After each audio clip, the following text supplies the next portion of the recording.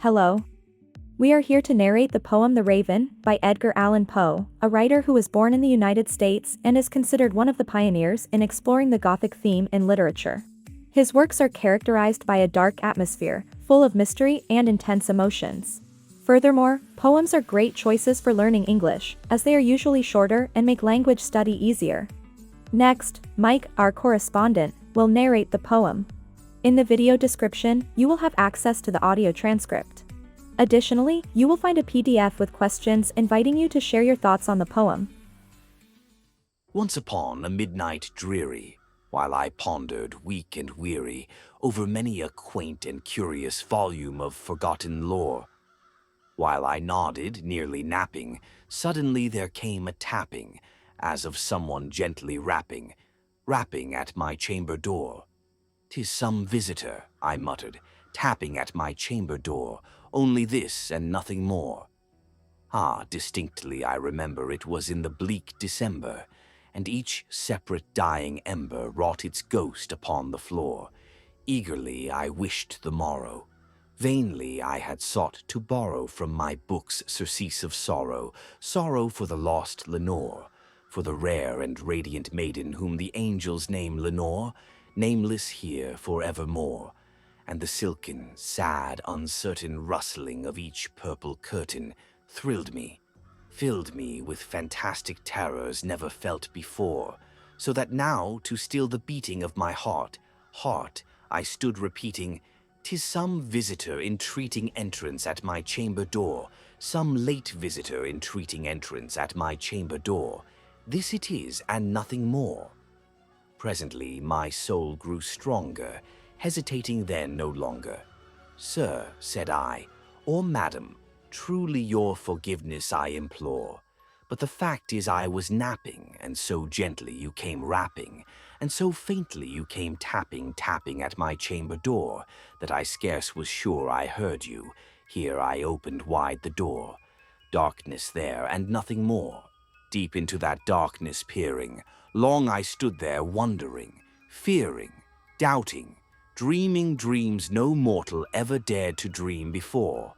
But the silence was unbroken, and the stillness gave no token, and the only word there spoken was the whispered word, 'Lenore.' This I whispered, and an echo murmured back the word, 'Lenore.' Merely this and nothing more. Back into the chamber turning, all my soul within me burning, soon again I heard a tapping somewhat louder than before. "Surely," said I, "surely that is something at my window lattice. Let me see then what thereat is, and this mystery explore. Let my heart be still a moment, and this mystery explore. 'Tis the wind and nothing more." Open here I flung the shutter, when, with many a flirt and flutter, in there stepped a stately raven of the saintly days of yore. Not the least obeisance made he, not a minute stopped or stayed he, but, with mien of lord or lady, perched above my chamber door, perched upon a bust of Pallas just above my chamber door, perched and sat, and nothing more. Then this ebony bird beguiling my sad fancy into smiling by the grave and stern decorum of the countenance it wore. "Though thy crest be shorn and shaven, thou," I said, "art sure no craven, ghastly grim and ancient raven wandering from the nightly shore. Tell me what thy lordly name is on the night's Plutonian shore." Quoth the raven, "Nevermore." Much I marveled this ungainly fowl to hear discourse so plainly, though its answer little meaning, little relevancy bore. For we cannot help agreeing that no living human being ever yet was blessed with seeing bird above his chamber door, bird or beast upon the sculptured bust above his chamber door, with such name as Nevermore. But the raven, sitting lonely on the placid bust, spoke only that one word, as if his soul in that one word he did outpour. Nothing farther then he uttered, not a feather then he fluttered, till I scarcely more than muttered, "Other friends have flown before. On the morrow he will leave me, as my hopes have flown before." Then the bird said, "Nevermore." startled at the stillness broken by reply so aptly spoken. "Doubtless," said I, "what it utters is its only stock and store caught from some unhappy master whom unmerciful disaster followed fast and followed faster till his songs one burden bore, till the dirges of his hope that melancholy burden bore of never, nevermore." But the raven still beguiling all my fancy into smiling, straight, I wheeled a cushioned seat in front of bird and bust and door. Then, upon the velvet sinking, I betook myself to linking fancy unto fancy, thinking what this ominous bird of yore, what this grim, ungainly, ghastly, gaunt, and ominous bird of yore meant in croaking nevermore. This I sat engaged in guessing, but no syllable expressing to the fowl whose fiery eyes now burned into my bosom's core.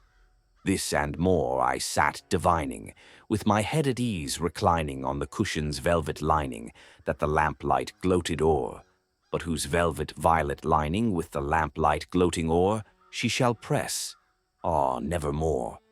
Then, methought, the air grew denser, perfumed from an unseen censer, swung by seraphim whose footfalls tinkled on the tufted floor. "Wretch," I cried, "thy God hath lent thee, by these angels he hath sent thee respite, respite and nepenthe from thy memories of Lenore. Quaff, O quaff this kind nepenthe, and forget this lost Lenore." Quoth the raven, "Nevermore."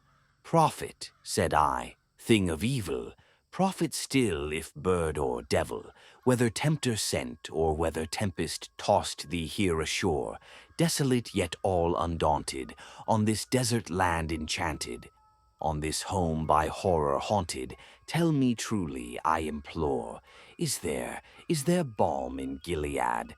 Tell me, I implore." Quoth the raven, "Nevermore." "Prophet," said I, "thing of evil, prophet still, if bird or devil, by that heaven that bends above us, by that God we both adore, tell this soul with sorrow laden if, within the distant Aidenn, it shall clasp a sainted maiden whom the angels name Lenore, clasp a rare and radiant maiden whom the angels name Lenore." Quoth the raven, "Nevermore." "Be that word our sign of parting, bird or fiend," I shrieked, upstarting. "Get thee back into the tempest and the night's Plutonian shore. Leave no black plume as a token of that lie thy soul hath spoken. Leave my loneliness unbroken. Quit the bust above my door. Take thy beak from out my heart, and take thy form from off my door." Quoth the raven, "Nevermore."